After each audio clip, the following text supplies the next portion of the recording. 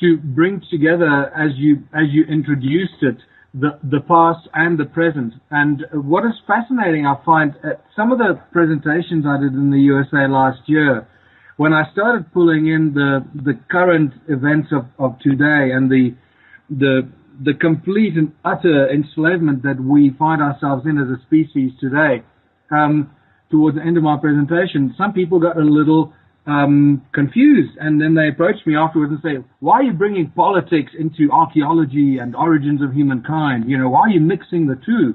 Right. And I was astounded to hear that, because it's what is really critical for us to realize is that we are a product of our past. And if we don't know who we are and where we come from, how could we possibly think we know where we are going? And that might not make sense to some people now, but believe me, by the time you've gone through this body of information, especially what I'm going to discuss with you today about the origins of humankind that we find here in South Africa and in Southern Africa, there can be no more guessing or doubt about that. We present physical and scientific evidence. You see that it's a continuum and a continuation for thousands and thousands of years of control and abuse of the human race that result in who we are and what's happening to our species today.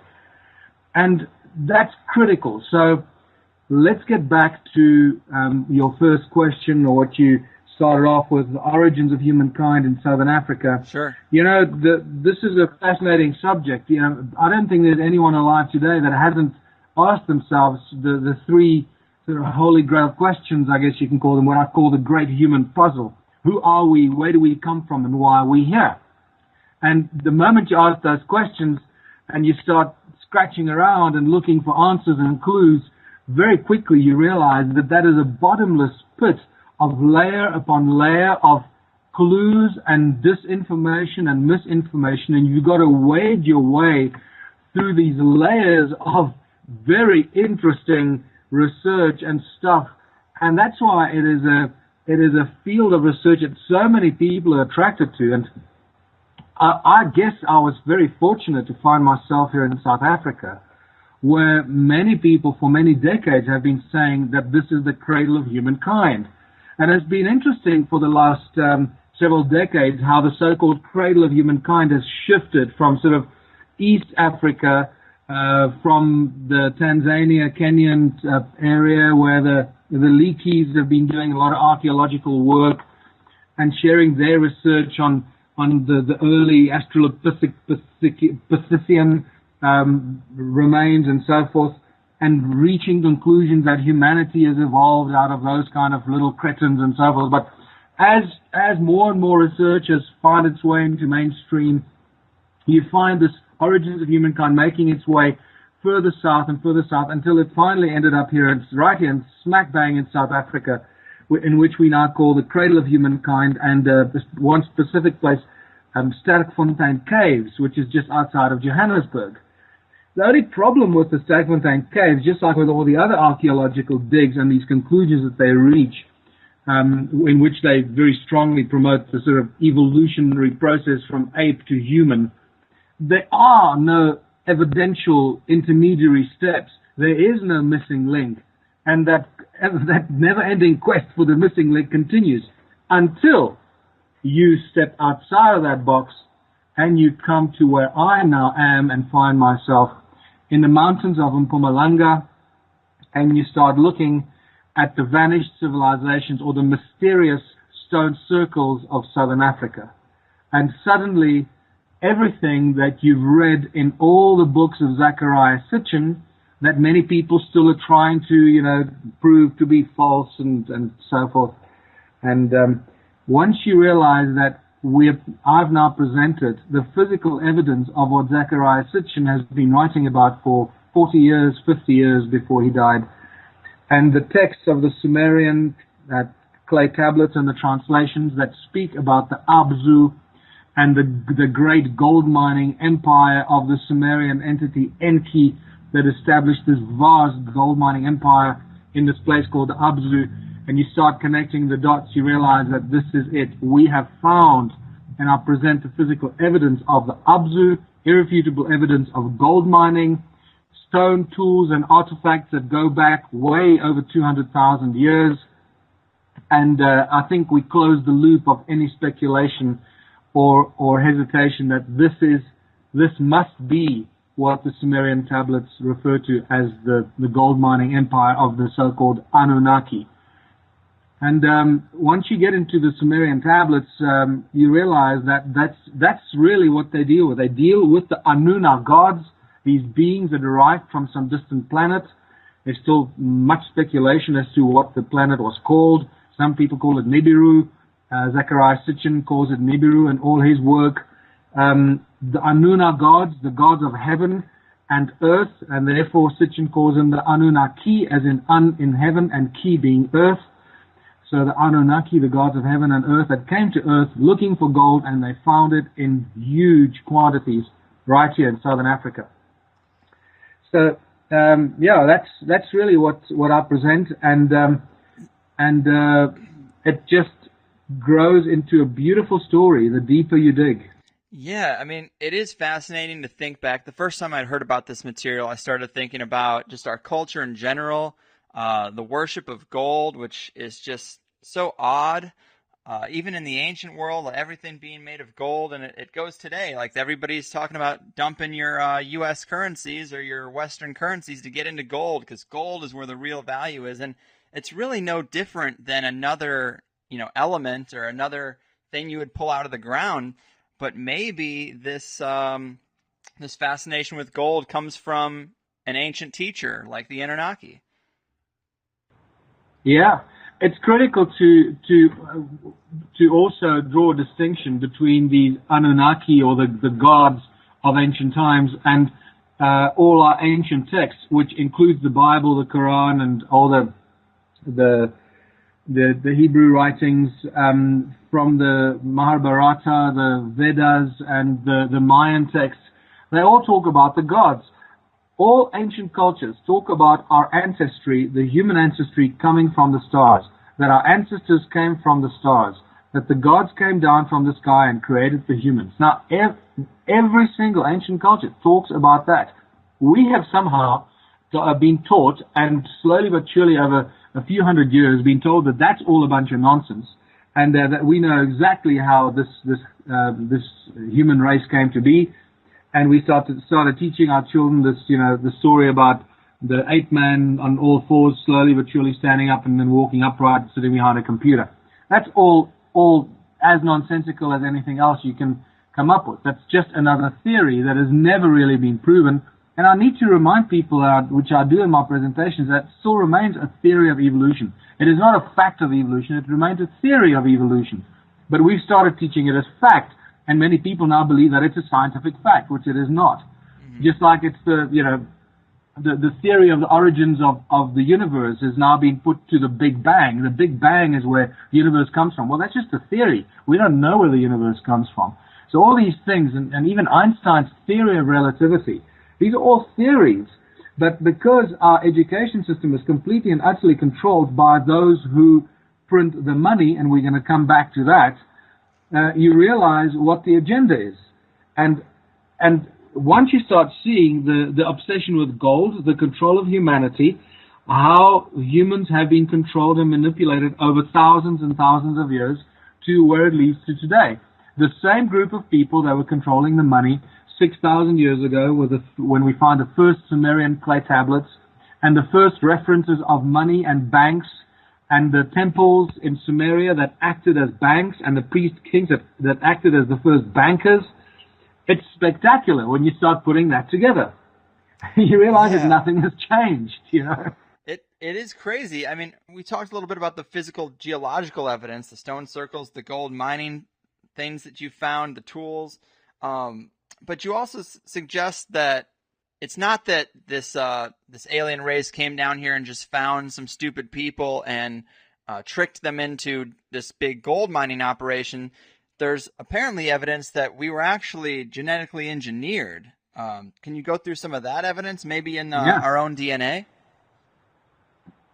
Oh, absolutely. And this DNA evidence has been lurking in the background for many decades.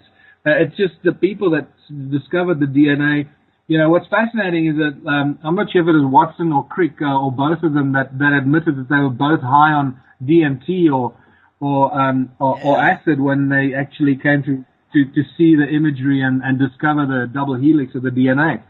What's fascinating is that we get the Sumerian translations, especially in Sitchin's work, is absolutely specific about how the human race came to be, how the Anunnaki found the gold. They mined it themselves for a long time until they realized they weren't getting enough of it and they needed help. So they decided to clone a new species specifically for the purpose to help them mine the gold, to be the slaves in the gold mining operation. And that's where humanity suddenly makes its appearance. And many of the things that I present in my work and my research points to that event, especially the discovery of Adam's calendar as a flagship among the millions and millions of stone circular ruins. And I need to just put this into context. I'm not talking about a few hundred or a few thousand circular stone structures. I'm talking more than 10 million stone circles scattered throughout South Africa and Zimbabwe and parts of Botswana and Mozambique. More than 10 million. In fact, you know, in the latest few lectures I've been talking about, there's probably closer to 20 million based on my latest sort of gut feel after I sort of did a first analysis calculation, and I was trying to be as scientific about it as I could, using averages and averaging it from a small number of ruins per hectare, then take it out to a square kilometer, and larger, getting averages, and then averaging it out over the whole area that I find these stone circles throughout Southern Africa. It adds up to more than 10 million. Now, that immediately tells us that there's a vanished civilization that we know absolutely nothing about. You know, we can't deny it anymore. Right. And so this connects us to the fact that, you know, there are more than 75,000 gold mines discovered just around one little town of Leidenburg, which is about 50 miles from where I live. And if you start extrapolating that to many of the other mines that I've discovered and spoken to people making discoveries, of ancient gold mines in the 20s and 30s already in South Africa, you start extrapolating that we got millions of gold mines, vanished, gold mines that no longer can be seen. And every now and then we accidentally stumble upon these gold mines. One such example, I must tell you, was in the early 70s when the father of the guy that actually is our legal advisor, Raymond Dix, his father worked for the mining industry on the West Rand in a town called Carltonville. All the early gold mines in the 60s and 70s, that's where they arose in South Africa, and a lot of the global gold came from that area. I grew up in those areas on the gold fields, and they're actually called gold fields, believe it or not. And he told me that one day they went into a sinkhole. The Carltonville area is a sinkhole, sort of well known for its sinkholes, and they just suddenly appear out of nowhere, and houses disappear, and tennis courts and people disappear into the sinkholes, and it used to be a very unsafe area at one stage, and especially when I was growing up there in the late 60s and throughout the 70s. And Raymond's father told me that in the early 70s he was part of this rescue team who were really well trained, well equipped to go down underground into the mines and rescue miners if they are trapped or if there are fires or whatever. And they were messing around, testing their equipment, and they went down into one of these sinkholes about 20 meters deep. So it would make it about 60 feet deep. And at the bottom of it, they found one of the sides was caved in. They cleared it out and made their way into what they found to be a tunnel that was perfectly paved with these perfect bricks or paving stones all the way around. And several meters into the dark tunnel, they discovered an exact replica statue, what you find often in ancient books and in South America, of Viracocha, the Inca god Viracocha, who's inextricably linked to the mining of gold. So that is just incredible. I also present the physical evidence that you can link every ancient civilization, from the Sumerians, the Phoenicians, the Romans, the Greeks, the Hindu Dravidians from southern India and Sri Lanka, to the Incas, as I mentioned, and also the Dogon people of Mali. You can connect and link them to the activity here in South Africa many, many thousands of years ago, and the Egyptians as well, with their Ankh and various other symbols. to the activity here in South Africa long, long before the other so-called cultures and civilizations arose. And I can say that because I've looked at the carvings that they left behind that indicate their presence here of those people, where those civilizations arise from. And if you just look at the erosion on these carvings, you realize that we're dealing with something extremely old. It's not something that, was carved just a few thousand years ago. But I think just to come back to, I digress a bit from the genetic cloning side, because there are a lot of geneticists that have unfortunately, it's such a vast subject, it's very easy to slip away into a sideline and get carried off. Of course, that's a positive thing. That's a good thing. Yeah, exactly. So to come back to the genetic cloning side of it, it's really, our whole human DNA is a huge mystery. There's so many anomalies to do with what's going on with our DNA, the fact that we use so little of it, and yet there's so much potential encoded in it. What came first, the RNA, the DNA? How did it all happen? How did we get to be this very bright species, while all the others are completely, far removed from our level of understanding and intelligence? And why do we have 23 pairs of chromosomes and the ape species have 24 pairs of chromosomes, and so it goes. And many geneticists have put out categorical statements on record that our DNA is not of this planet. Our DNA is of an alien source. Now, obviously, the mainstream media and the education departments and the textbooks at school are not going to pick up on that. They're going to continue printing and teaching the children and our students what they want us to believe. So you're not going to find that in mainstream education until you start looking at those who are working on the fringes and doing some ridiculously exciting and interesting research.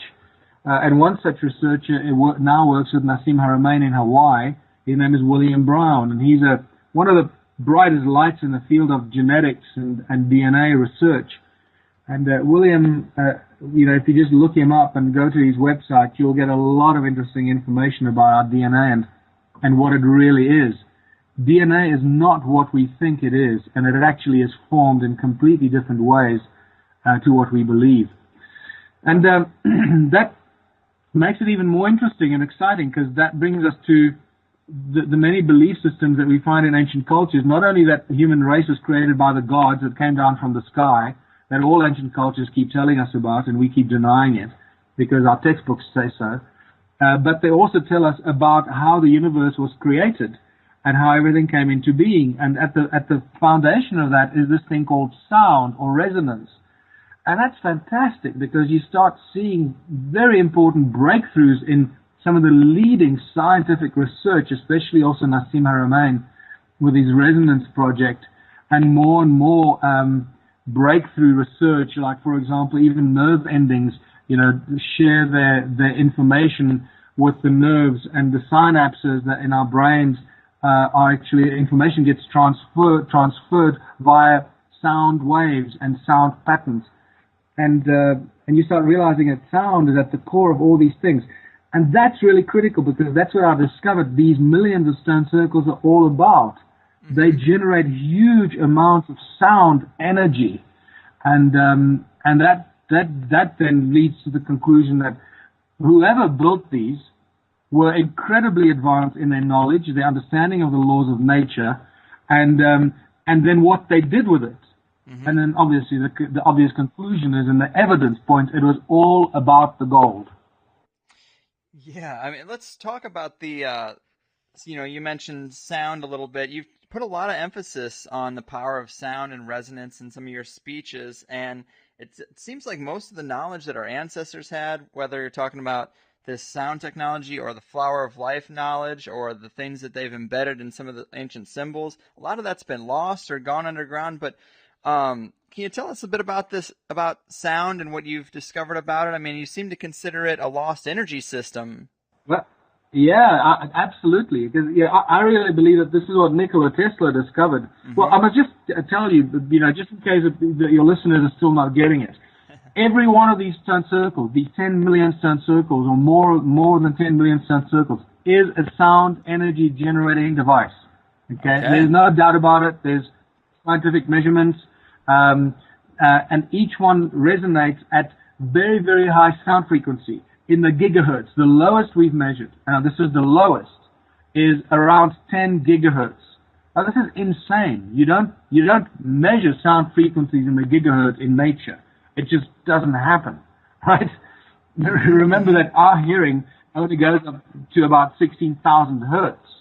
Right. So, the gigahertz is way up there. It's extremely high frequencies with extremely high energies. The higher the frequency, the higher the energy. So as a result of these very high sound frequencies that these stone circles vibrate at, they generate huge amounts of electromagnetic energy and electromagnetic fields that we've also measured. So this is not just speculation. This is scientifically measured, proven, and shown in the work that I've done. And so we've got free energy devices sitting here staring us in the face, and we don't know how to use them. Except, I believe this is exactly what Nikola Tesla found when he built his, Tesla Tower on Long Island in 1902 or 1903, whenever it was. And I believe he actually discovered the sound frequency and the resonance of planet Earth and was able to tap into it and then convert that sound energy to his radiant or his non-lethal form of energy that he could beam anywhere around the world and could put to use, whether it was in airplanes or ships or cars or lights or whatever, without killing anyone. And that's why it was removed from the face of the earth, because you couldn't charge for it, and JP Morgan obviously wanted to make sure he could charge people for the electricity that Tesla developed. So you start seeing the layers of deception and control creeping in here and crawling in here. And I've been asked on several occasions I'm lying, I've been asked on 2 occasions to appear on Ancient Aliens, on the TV show Ancient Aliens. Yeah. And after about a month of talking to the producers of Ancient Aliens, suddenly I get an email saying, sorry, we'll no longer be interviewing you. And I've been wondering about why that is. And it suddenly hit me that, most of what they talk about on Ancient Aliens is really exciting and interesting information, and it has incredible discoveries and so forth. But when you get to showing physical evidence of ancient sites that actually are energy generating devices that still give us energy, that cannot be denied, we show it scientifically, that changes the game completely, doesn't it? It does. Yes, it really does. And it's no longer speculation. It's no longer maybe it was, or maybe they were doing that with it, because now we know exactly what they were doing. And my gut feel is that, remember, the History Channel is still controlled by the same Illuminati families that run the global media syndicate, and they sort of drip feed the information to the mainstream and to the global populace. And I think that telling the global people that we're sitting on 10 million free energy generating devices in South Africa, and they're not just here. I found them all over the world. In fact, Area 51 has got a bunch of them as well. Once that information gets out there, that's not going to be good for those who control the energy grid and the enslavement of the human race through controlling the energy supply. Well, let's talk about how did the situation change? You have the Anunnaki here. You have a slave race of humans that have been engineered. Was there a rebellion? What happened to the Anunnaki? Did they leave, or did they just go into the shadows? Very important question, and a very, very question that doesn't really have very clear answers.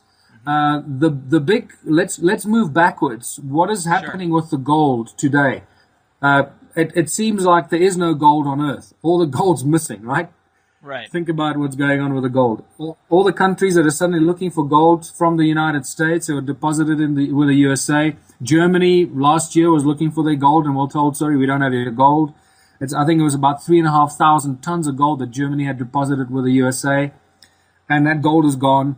Brazil wanted its gold. They were told, we don't have your gold. Venezuela, Chavez wanted his gold. And, why do you think the Western leadership was so vehemently opposed to Hugo Chavez, who was a darling of the people in Venezuela? Because he was completely opposed to the draconian control of the people by the rest of the global powers, and he was moving in opposite directions. So of course they didn't like him. Mm-hmm. And then, so the gold is a big question. What's interesting, this is just what came up the other day in one of my presentations, is when you spell the word gold, if you take the L out of gold, you get God. And L, as in EL, is shortened version of the Elohim, the gods of the Bible. Remember, the gods of the Bible, Elohim is a plural, so it's always the gods, never the singular God, as it was incorrectly translated or manipulated into incorrect translation. So you start realizing that even in some of the encoded language that we use, there's a very interesting crossover. And this might sound like a silly little remark that I'm making. Let me reassure you, this is not a silly little sideline issue. This is deeply encoded, numeric, energetic structure that is encoded into our language that we are completely unaware of. And that is directly connected to the so-called Tower of Babel incident, where the God said, let us go down and confuse their language, because if they can do this, they can become like us. It has nothing to do with changing the people's languages so that they can't understand each other. It's got everything to do with manipulating the energetic effect of the letters and that make up the words, so that they lose their meaning and the power to actually manifest matter throughout the sound frequencies that they generate. I know I'm going a little over the top here, but let me tell you, this is why this research is so mind-blowingly exciting, because it takes you down these weird channels of research that you never imagined you'd go into, and discover this whole new vast volume of research into energy fields and sound frequency and manifestation and vortexes in the vacuum and quantum physics and metaphysics and so forth, and you realize it's all connected. So, right. Where's the gold? Yeah, where is the gold? Where's the gold? The gold is not here. Is it in the Vatican banks? No. Well, I guess much of it is probably hidden and stored in the Vatican. Oh boy, the gold. The gold. That's the big thing. Remember that our obsession with the gold, human obsession with gold, is not a human obsession. We inherited that from the gods. And I say specifically the gods. In the Bible, the Elohim, God, comes to in Genesis 2, when Adam is alone on earth. Eve had not yet been fashioned from his rib. So Adam is alone on earth. He's never heard of gold. He's got no worries about gold, right? I'm now going with the flow of the story. And God comes to Adam, and it's God, or the Elohim, the gods, that bring up the matter of gold. They tell Adam about this land called Havilah, where the land is good, the water is good, and by the way, there is gold. So it's critical to realize that humans were not the ones that found the obsession with gold. We inherited it from the gods. And that becomes very critical when you start reading the ancient records from 500 years ago. Well, not ancient, just the other day, when the conquistadors and the thugs from Europe started conquering the native people of the world under the control of the Vatican. And they started arriving in the Americas and Africa and India, Asia. Wherever they arrived, they found the native populations had vast amounts of gold. Isn't that fascinating? It is. It's really, really strange. I mean, do you think that the Anunnaki and somehow in the shadows is still picking up shipments of gold? Absolutely. There's no doubt about it. Really? And no doubt about it. And that the gold is still leaving this planet. It's not here. It's not on this planet. It's going off planet. And just because it's not on the 8 o'clock news and you're not seeing it on CNN doesn't mean it's not happening. Remember that if NASA did a launch of the space shuttle and they didn't show it on TV, nobody would know about it.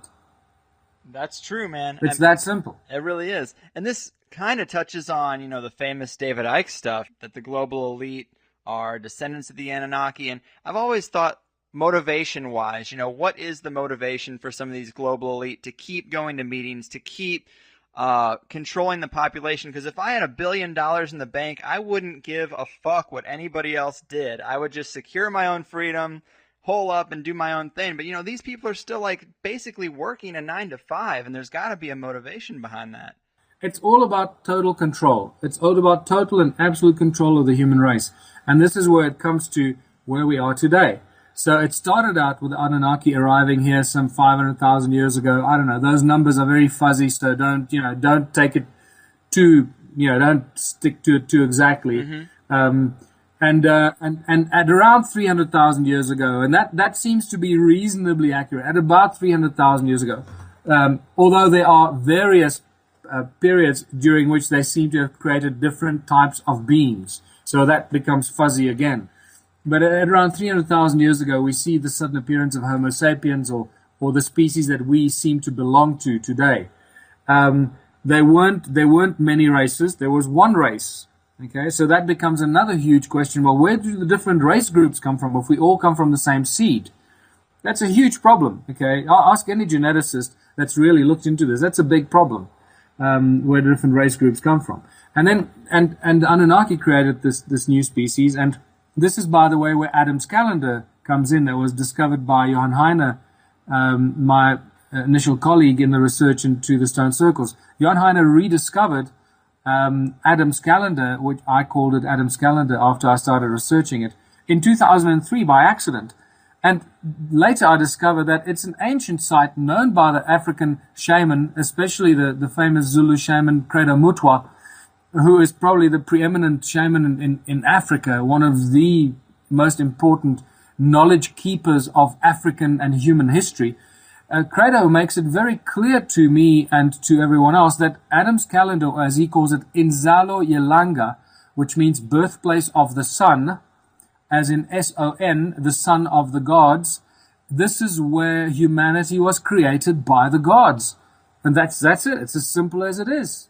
If you don't want to believe it, that's fine. That's your own problem. Get on with your life. Go to your 9-to-5 job and, retire and die. Right. Otherwise, get caught up in this amazing new wave of information that's reaching us. Realize that it's far more mysterious and intriguing than we could have ever imagined.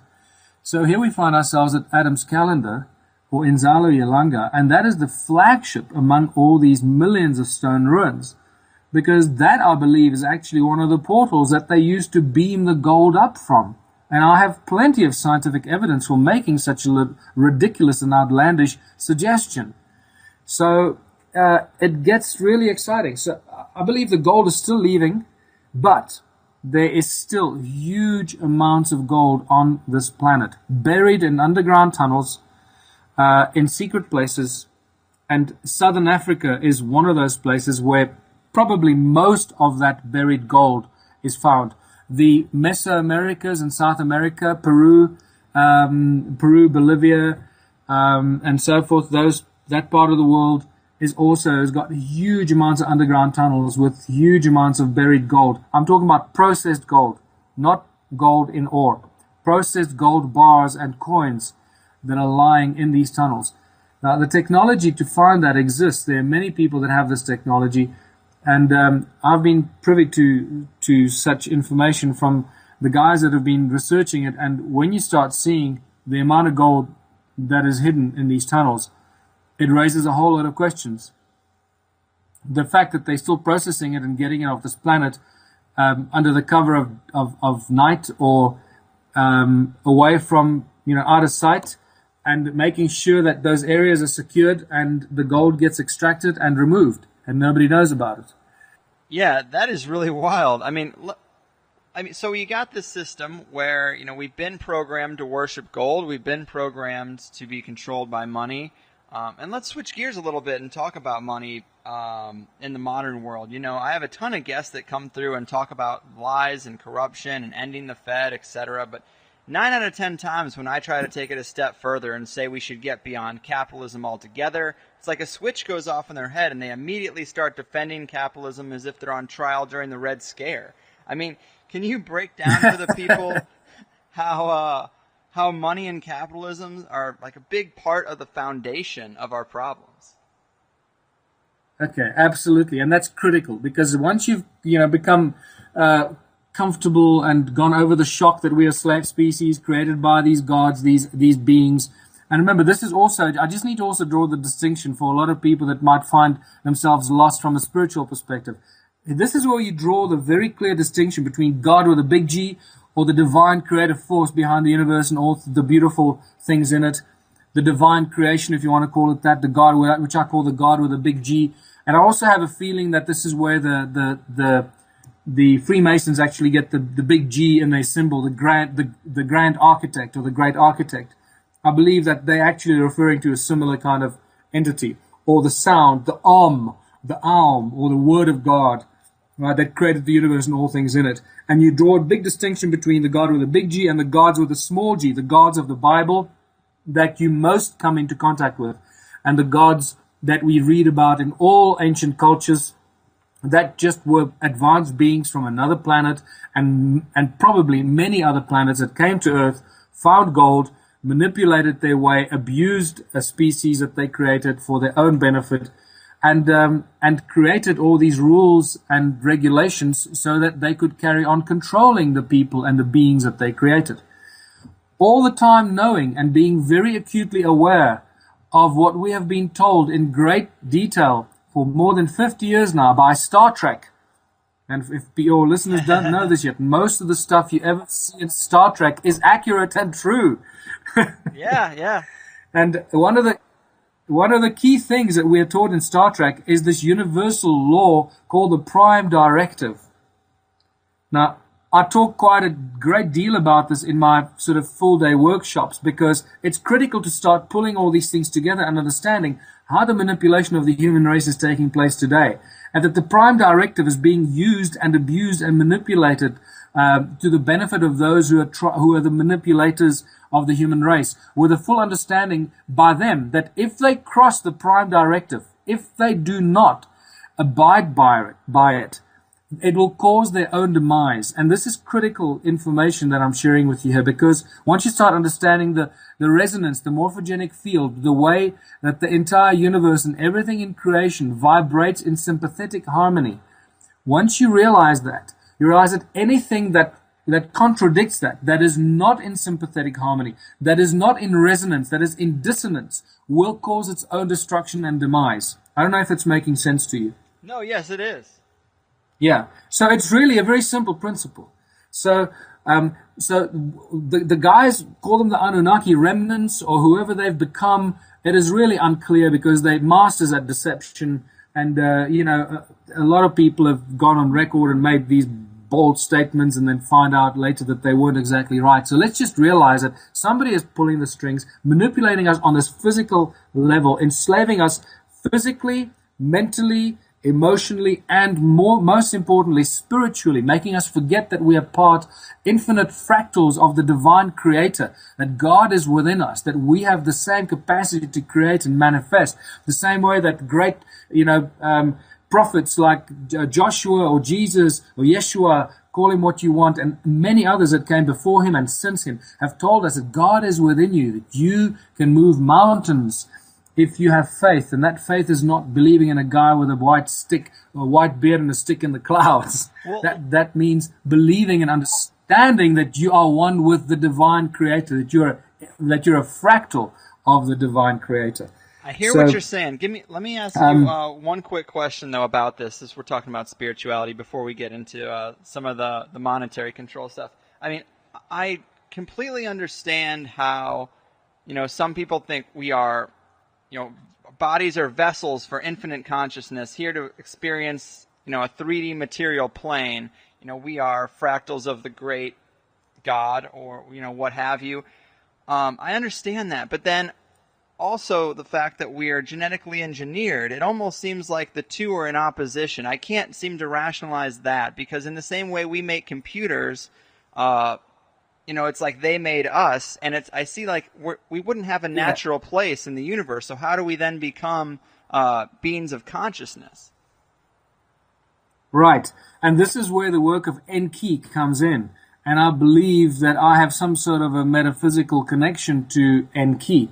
And a lot of this information is either revealed to me in weird ways, or in other literature and so forth. And I guess this is why I've been making these discoveries, because this is all Enki's work that I'm sharing with the world, this mining operation here and so forth. Enki was also the guy that had the knowledge to do the genetic coding and the genetic manipulation into creating the new species. And Zecharia Sitchin goes into great detail in more than 14 of his books into how this all happened. And this is where Enki's work comes in. He realized that by creating a primitive species that was trapped and could not evolve consciously, he would be contravening the prime directive. And therefore, he created a creature, and it's very clear in the translations of Sitchin, and this is fantastic when you start putting these pieces of the puzzle together, where you read where he encoded and I love the name that the Sumerians tablets give the DNA. They call it the entwined essence, which is so much more eloquent than DNA, isn't it? Mm-hmm. Yeah, that's good. So when he gave the entwined essence more parts that would allow the creature to grow and to evolve and to become wise and etc. So he allowed the creature to grow in its own consciousness and reach high levels of consciousness, and then join at some stage in the future, join the universal community of conscious beings. Okay, so that is really the process that he started, knowing that at some stage they would lose control of the slave race that they created, allowing them to become beings of their own consciousness. That was overridden by those who didn't want to let go and didn't want to allow this new species to reach their own universal, harmonious consciousness with the divine source from which we come. And it is that control that is now being imposed on us and has been imposed on us for thousands of years. And I think it probably started happening from, my research seems to indicate that it started to happen, that control started to happen after the Great Flood about 12,000 to 13,000 years ago, or around that period, after which a lot of this whole vast gold mining empire was destroyed by the flood. A lot of that evidence is found here that I present in my workshops and presentations. And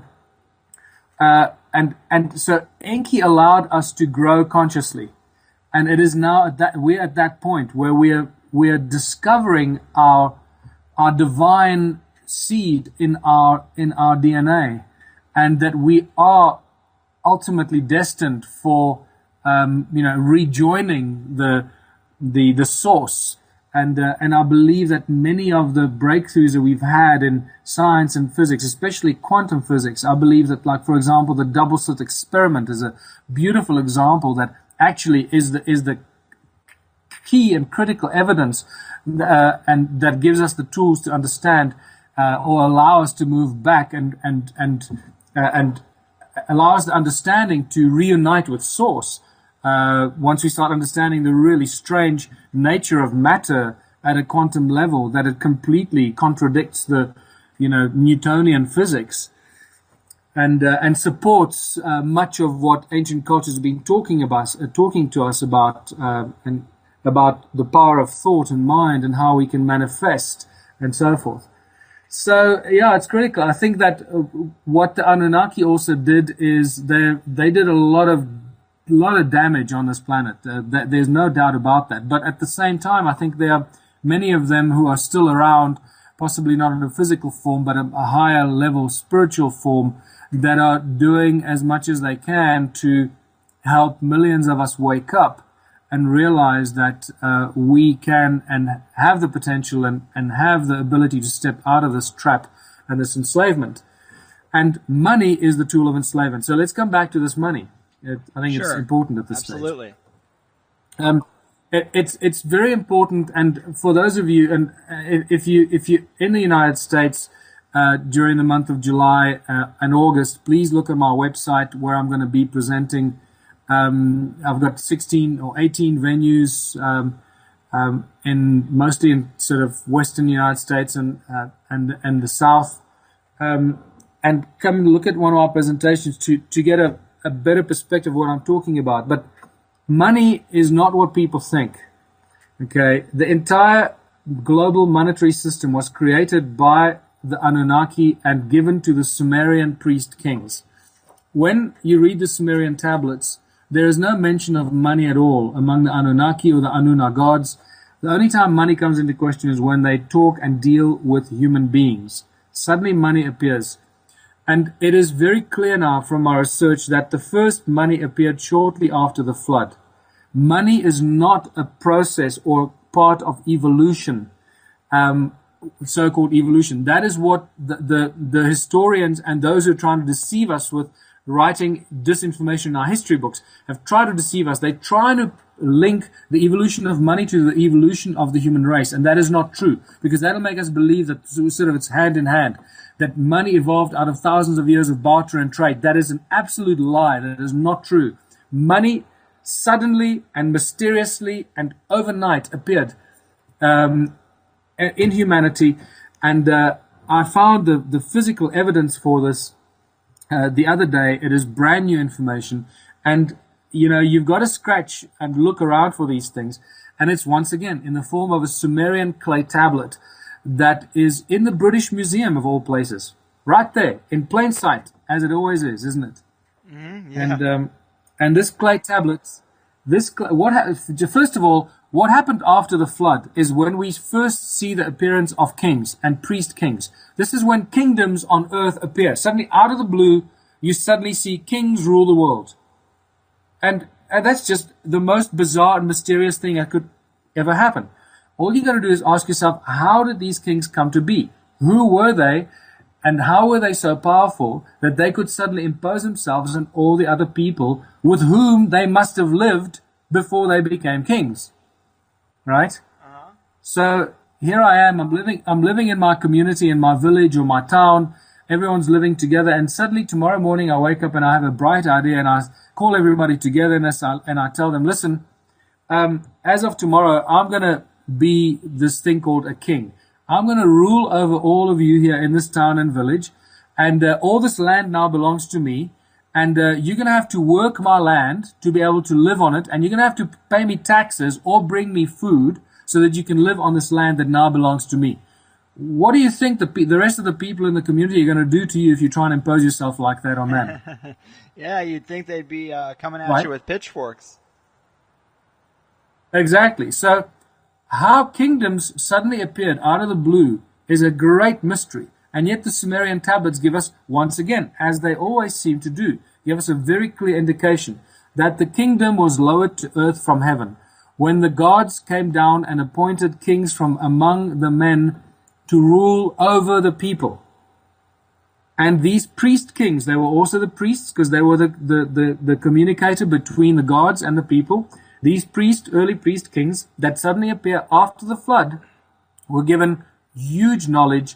They were given magical tricks that they could perform with which they could subdue and control the people. And that is how they took control of the people, through fear and subordination and subjugation. Right? The people didn't willingly, enslave themselves to the kings. They were forced into working for these new priest kings that had these weird magical powers. And the first thing that these priest kings did, they introduced money and the concept of money and remunerating people with money. The other important thing is that money was never in the form of gold. Money was always in the form of silver because the gold belongs to the gods. Like all the ancient cultures told the conquistadors when they arrived in the Americas, when they asked, who does all the gold belong to? They were told, the gold belongs to the gods, just as they did in Africa and in India, everywhere. So the gold was never used for money, and silver was always the first form of money.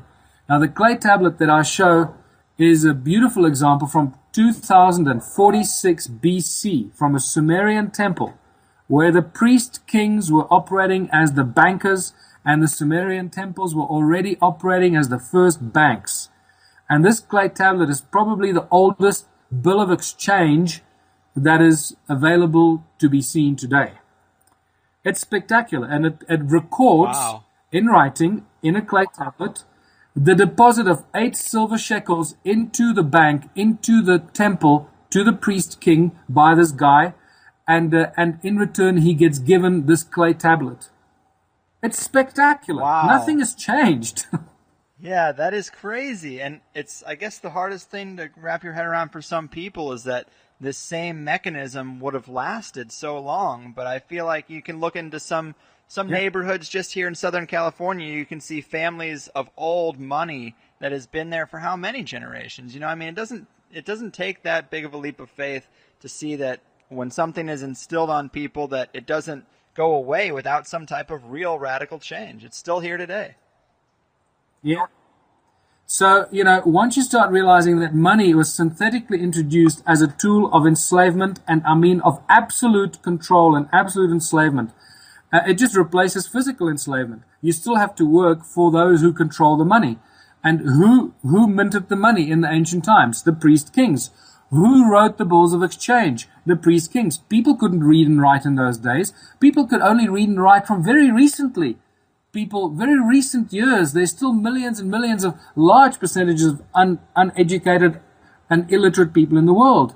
So only those in ancient times, only the priests and the priest kings and their scribes could write and could issue these bills of exchange. So they could do what they want with those people and put the royal seal on it and take total control of the people for already more than 4,000 years ago. That's how far the evidence goes, and I believe it goes a lot further back in time. So the same system goes today.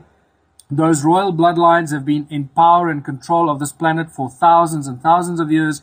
David Icke has shown that in great detail, and many other researchers. I don't have to redo that. I'm just picking up and showing the link of money and how that's been controlled together with the origins of humankind, the gold mining empire of Southern Africa, and where we are today. And unless we get rid of money, and unless we stop using this form of control that these banking families are imposing on every single living, breathing human being through our governments, through our large multinational corporations, until we stop using their private money, we will remain forever enslaved. That is the big awakening I believe we all have to go through. Man, I completely agree with you there, and that's what's so scary to me and off-putting when somebody defends capitalism so aggressively and refuses to think that there could be an evolution beyond that. But you actually, before we go, I want to talk about the system that you suppose, which is Ubuntu contributionism. Can you tell us a bit about what that is? Yeah, it's a simple system that's been used for thousands of years by native people of the world. Every native population around the world used the system of what Africans call Ubuntu. And I called it contributionism when I first wrote Slave Species of the Gods. I realized that we need to move beyond money, that money is the absolute tool of control. It is the hurdle to all progress. And, without money, we can't seem to do anything. The moment you remove money and you just put people there and their will to create and to develop and to initiate, to invent and to build and to construct, you suddenly have this huge abundance. So I propose the system of Ubuntu, which has the 5-point mantra: no money, no barter, no trade, no value attached to anything greater than anything else, because all of our contributions are and should always be equally valuable. And finally, a system and a society where everybody contributes their God-given talents or their acquired skills and passions to the greatest benefit of everyone and all in their community. It's as simple as that.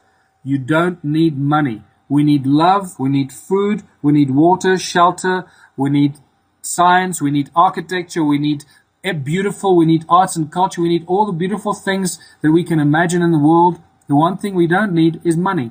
That is the one thing and the hurdle that prevents us from getting all those beautiful things that we've all been imagining in our lives.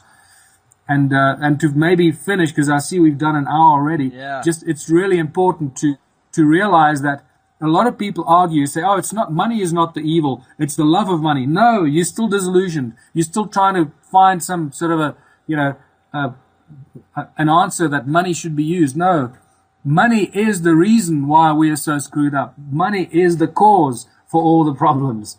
It's the presence of money. It's the mere presence of money that creates all the problems.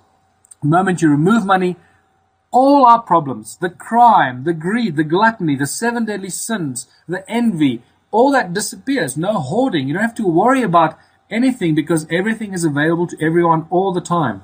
Now, in my new book, which is about to be released probably in the next week or two, hopefully before I go to the USA, it'll be released as an ebook first, so check out my website for that.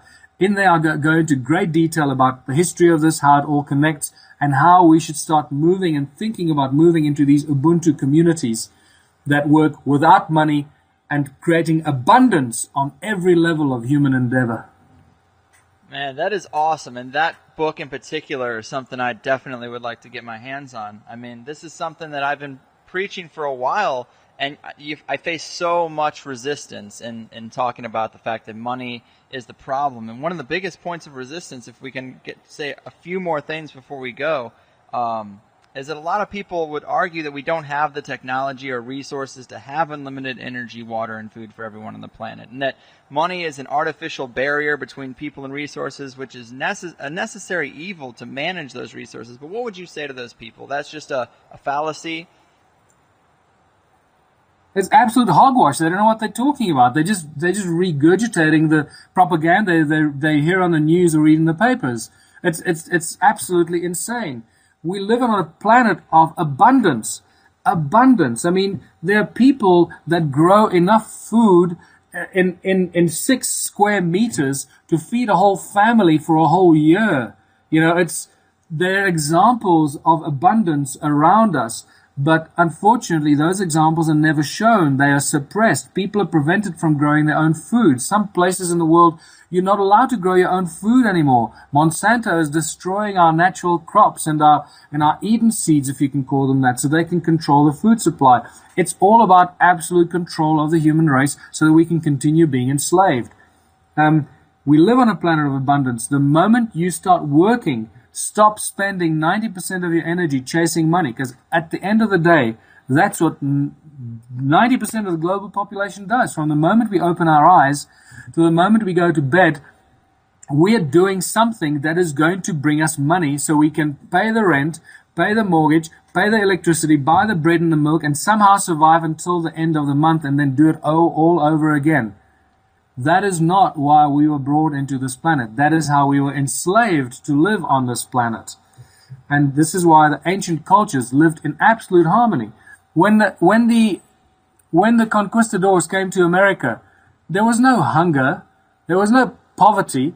People had as much food as they wanted to create for themselves. In Africa, people lived in abundant communities of absolute abundance. There was no starvation, there was no homelessness. There was no begging on the streets. That's a Western capitalist construct that has just completely destroyed the planet.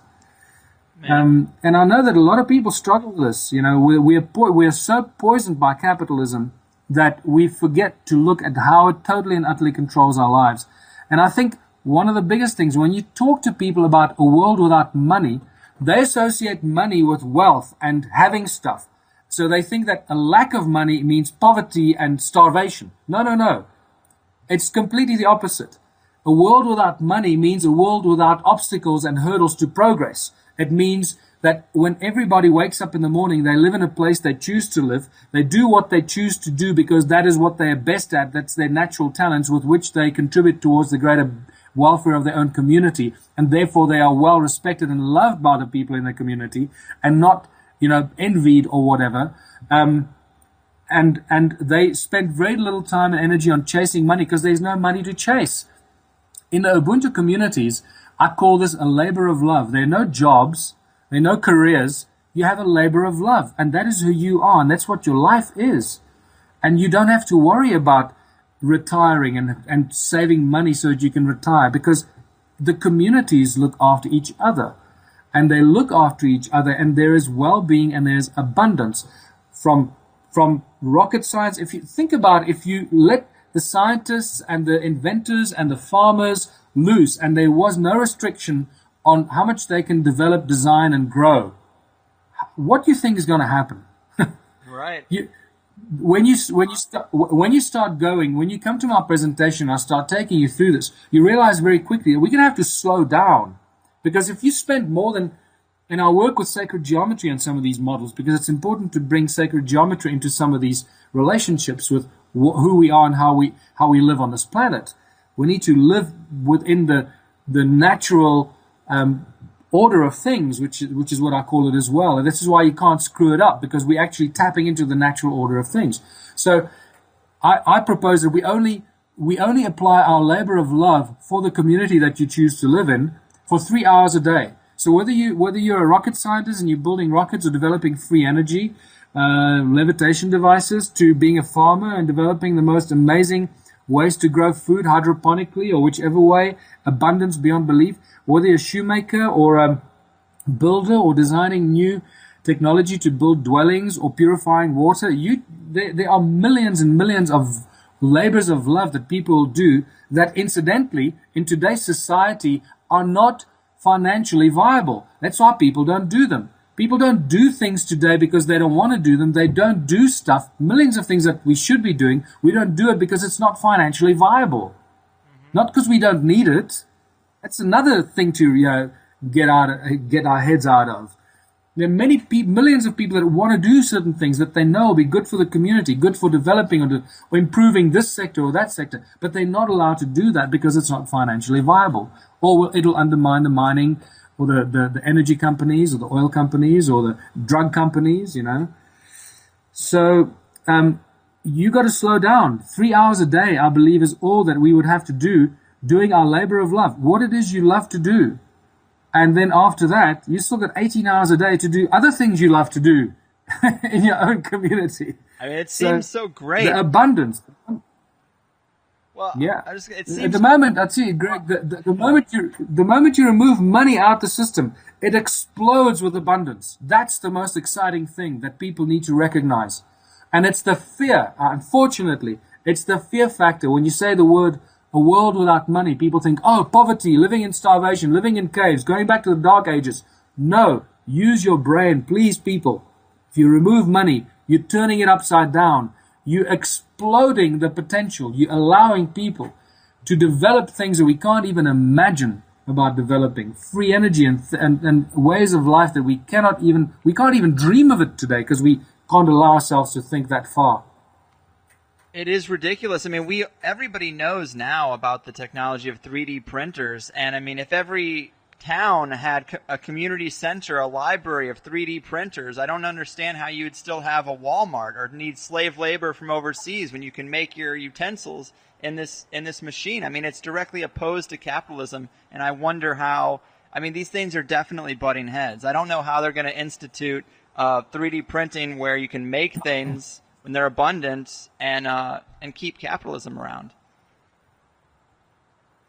No, well, capitalism is only around because it's controlled by the royal banking bloodlines that have been around for thousands of years. And remember, they make money out of thin air. It's that simple. They just print as much money as they want to print, so they can play this game for as long as they want and for as long as we allow them to. So it's up to us to say, listen, buddy, we're onto you. We know what you're doing. Your time's up. You've had 6,000 years of fun, and that's now coming to an end.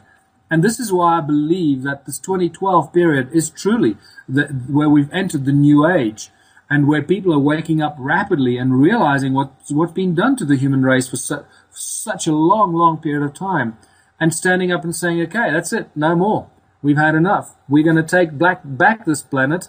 We're going to turn it back into the paradise it's supposed to be and live our lives the way that God, our Creator, intended us to live our lives in abundance and giving effect and using our God-given talents with which each and everyone is born, because that is what we're supposed to do, to use our talents.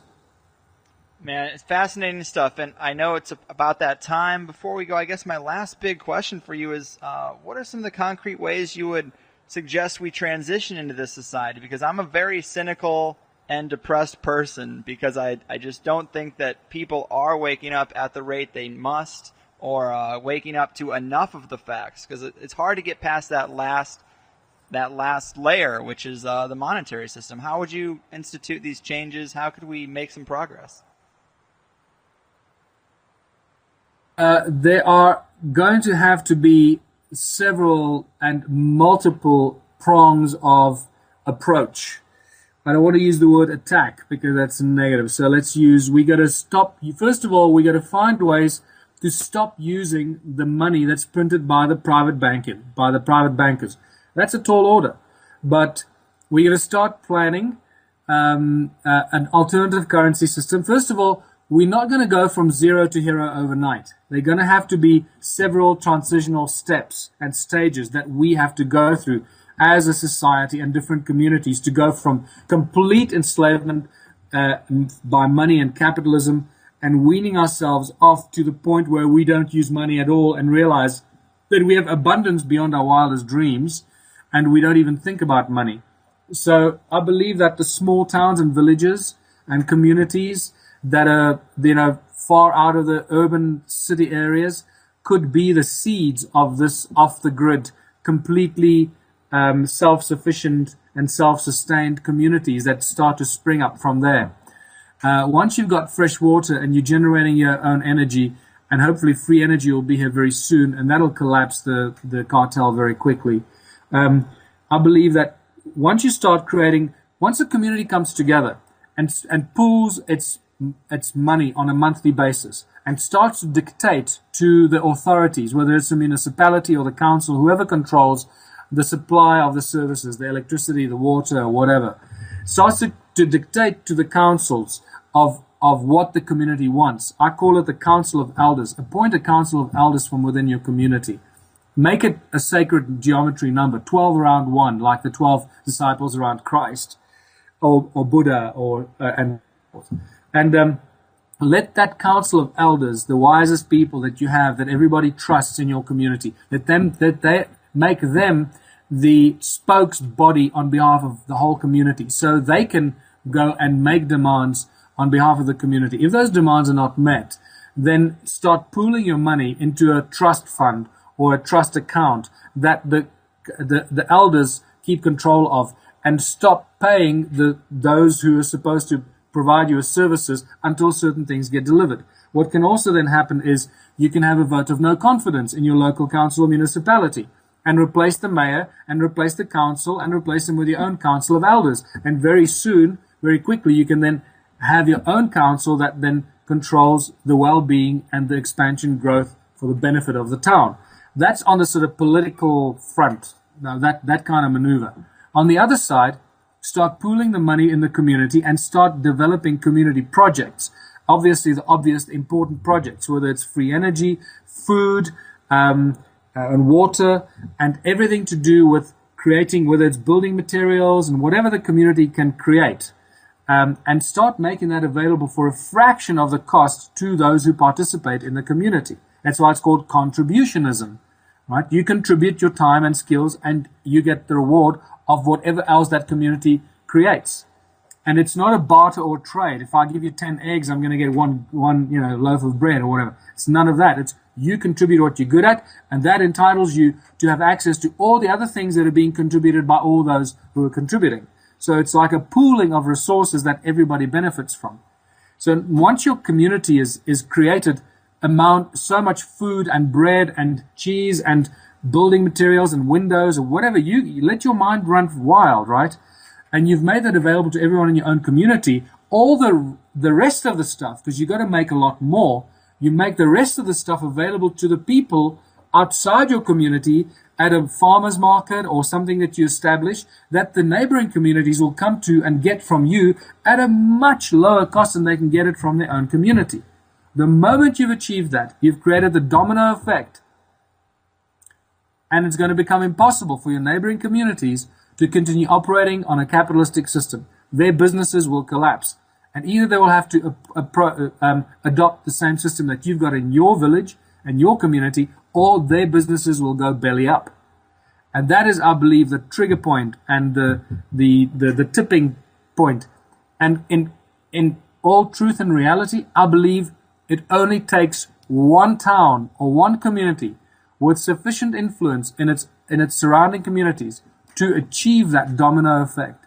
If you start thinking about this, I think it'll become very clear to you. Yeah, man, that's actually great. Some of those ideas are really inspiring. I mean, this has been a real refreshing talk for me. It seems like finding guests that are willing to abandon money are few and far between. There's this mental block where they start to resort to calling me a communist or a socialist, which is stupid because those are still systems of authoritarian leadership and control by money. But that's the program response, so that's what you get. Before we go in, we definitely need to talk a little bit about this big U.S. and Canada tour coming up in just a couple weeks. Tell us what's going on there. You know, where can people get more information? How can people come out to support these ideas and keep these kind of things going?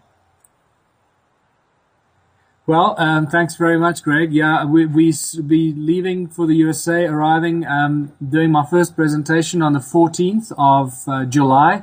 It's at the Lightning in a Bottle annual festival in Southern California.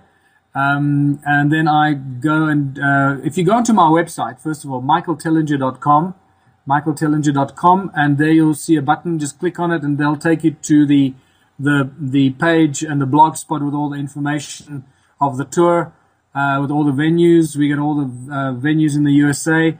The major venue, the major event I'm doing is Contact in the Desert at Joshua Tree with some of the biggest names in the sort of field of research. From George Newry will be there as well.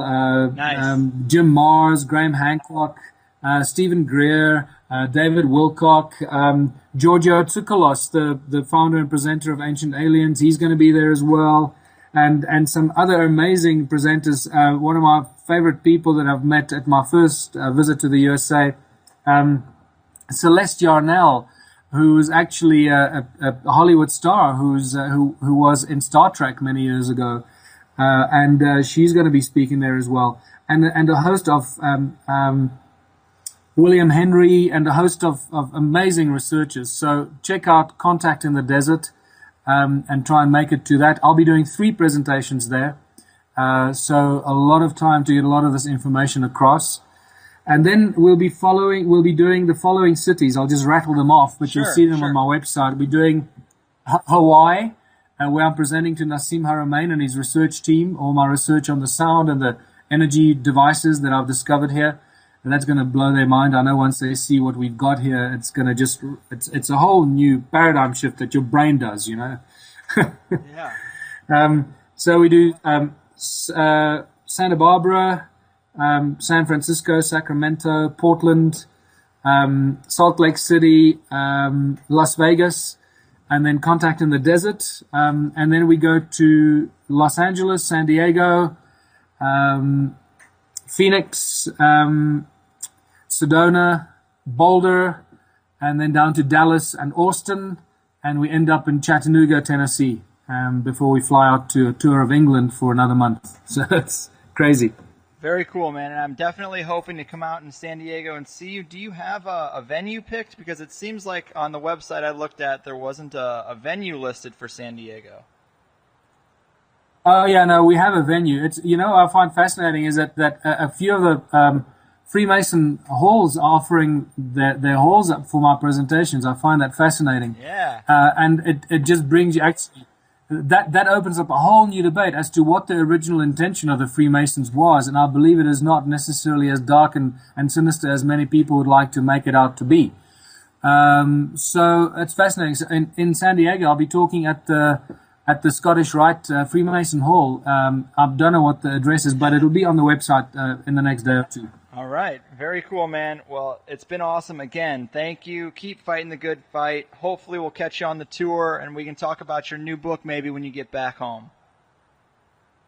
That'll be awesome. Yeah, my new book will be available as an ebook on my website, hopefully very, very soon. So, yeah, go out and get the ebook, and then the printed version will be out about 2 or 3 months after that, as soon as we can get it printed.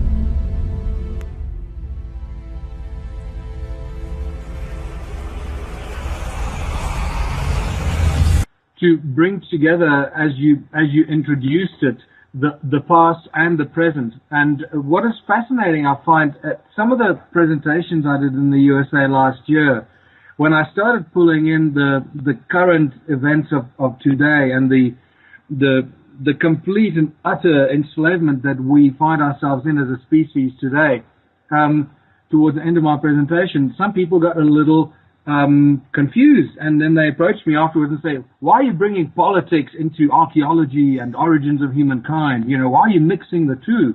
Right. And I was astounded to hear that, because it's what is really critical for us to realize is that we are a product of our past. And if we don't know who we are and where we come from, how could we possibly think we know where we are going? And that might not make sense to some people now, but believe me, by the time you've gone through this body of information, especially what I'm going to discuss with you today about the origins of humankind that we find here in South Africa and in Southern Africa, there can be no more guessing or doubt about that. We present physical and scientific evidence. You see that it's a continuum and a continuation for thousands and thousands of years of control and abuse of the human race that results in who we are and what's happening to our species today. And that's critical. So let's get back to your first question, or what you started off with, the origins of humankind in Southern Africa. Sure. This is a fascinating subject. I don't think there's anyone alive today that hasn't asked themselves the three sort of holy grail questions, I guess you can call them, what I call the great human puzzle. Who are we? Where do we come from? And why are we here? And the moment you ask those questions and you start scratching around people and tricked them into this big gold mining operation, there's apparently evidence that we were actually genetically engineered. Can you go through some of that evidence, maybe in our own DNA? Oh, absolutely. And, this DNA evidence has been lurking in the background for many decades. It's just the people that discovered the DNA. What's fascinating is that I'm not sure if it was Watson or Crick or both of them that admitted that they were both high on DMT or acid when they actually came to see the imagery and discover the double helix of the DNA. What's fascinating is that we get the Sumerian translations, especially in Sitchin's work, is absolutely specific about how the human race came to be, how the Anunnaki found the gold. They mined it themselves for a long time until they realized they weren't getting enough of it and they needed help. So they decided to clone a new species specifically for the purpose to help them mine the gold, to be the slaves in the gold mining operation. And that's where humanity suddenly makes its appearance. And many of the things that I present in my work and my research points to that event, especially the discovery of Adam's calendar as a flagship among the millions and millions of stone circular ruins. And I need to just put this into context. I'm not talking about a few hundred or a few thousand circular stone structures. I'm talking more than 10 million stone circles scattered throughout South Africa and Zimbabwe and parts of Botswana and Mozambique. More than 10 million. In fact, in the latest few lectures I've been talking about, there's probably closer to 20 million based on my latest sort of gut feel after I sort of did a first analysis calculation, and I was trying to be as scientific about it as I could, using averages and averaging it from a small number of ruins per hectare, then take it out to a square kilometer, and larger, getting averages, and then averaging it out over the whole area that I've find these stone circles throughout Southern Africa. It adds up to more than 10 million. Now, that immediately tells us that there's a vanished civilization that we know absolutely nothing about. We can't deny it anymore. Right. And so this connects us to the fact that, there are more than 75,000 gold mines discovered just around one little town of Leiden years before he died. And the texts of the Sumerian clay tablets and the translations that speak about the Abzu and the great gold mining empire of the Sumerian entity Enki that established this vast gold mining empire in this place called the Abzu. And you start connecting the dots, you realize that this is it. We have found, and I present the physical evidence of the Abzu, irrefutable evidence of gold mining, stone tools and artifacts that go back way over 200,000 years.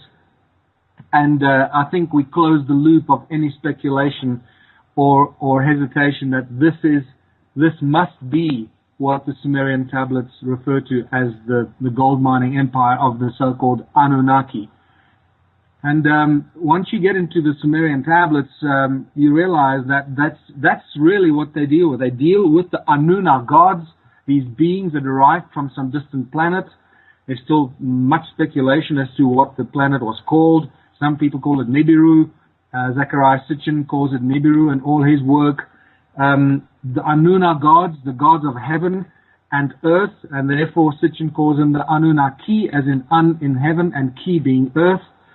So the Anunnaki, the gods of heaven and earth, that came to earth looking for gold, and they found it in huge quantities right here in southern Africa. So that's really what I present, and it just grows into a beautiful story the deeper you dig. Yeah, I mean, it is fascinating to think back. The first time I'd heard about this material, I started thinking about just our culture in general, the worship of gold, which is just so odd. Even in the ancient world, everything being made of gold, and it goes today. Like everybody's talking about dumping your U.S. currencies or your Western currencies to get into gold, because gold is where the real value is. And it's really no different than another, element or another thing you would pull out of the ground. But maybe this this fascination with gold comes from an ancient teacher like the Anunnaki. Yeah, it's critical to also draw a distinction between the Anunnaki, or the gods of ancient times, and all our ancient texts, which includes the Bible, the Quran, and all the Hebrew writings, from the Mahabharata, the Vedas, and the Mayan texts. They all talk about the gods. All ancient cultures talk about our ancestry, the human ancestry, coming from the stars, that our ancestors came from the stars, that the gods came down from the sky and created the humans. Now, every single ancient culture talks about that. We have somehow been taught, and slowly but surely over a few hundred years, been told that that's all a bunch of nonsense, and that we know exactly how this human race came to be. And we started teaching our children this, the story about the ape man on all fours, slowly but surely standing up and then walking upright, sitting behind a computer. That's all as nonsensical as anything else you can come up with. That's just another theory that has never really been proven. And I need to remind people, which I do in my presentations, that it still remains a theory of evolution. It is not a fact of evolution. It remains a theory of evolution. But we've started teaching it as fact. And many people now believe that it's a scientific fact, which it is not.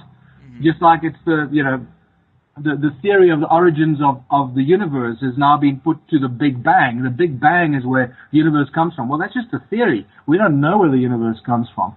So all these things, and even Einstein's theory of relativity, these are all theories. But because our education system is completely and utterly controlled by those who print the money, and we're going to come back to that, you realize what the agenda is.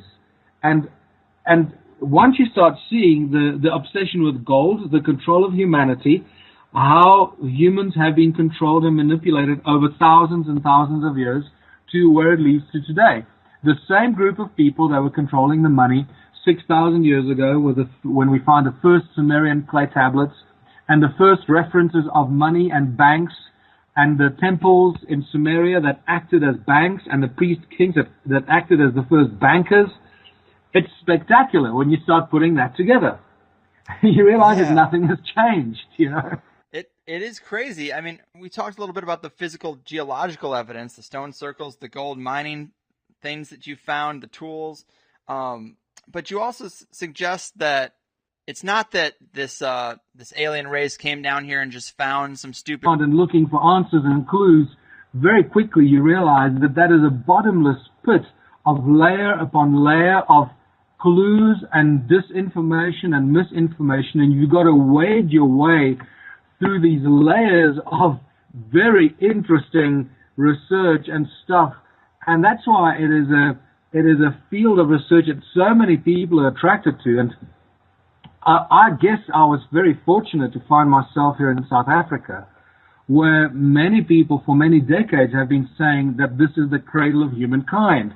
And it's been interesting for the last several decades, how the so-called cradle of humankind has shifted from sort of East Africa, from the Tanzania, Kenyan area, where the Leakeys have been doing a lot of archaeological work and sharing their research on the early Australopithecine remains and so forth, and reaching conclusions that humanity has evolved out of those kind of little cretins and so forth. But as more and more researchers find its way into mainstream, you find this origins of humankind making its way further south and further south until it finally ended up here, right here in smack bang in South Africa, in which we now call the cradle of humankind, and one specific place, Sterkfontein Caves, which is just outside of Johannesburg.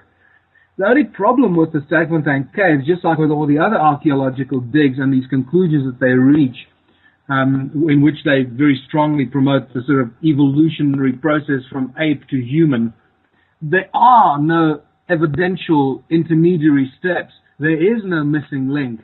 And that never-ending quest for the missing link continues until you step outside of that box and you come to where I now am and find myself in the mountains of Mpumalanga, and you start looking at the vanished civilizations or the mysterious stone circles of Southern Africa.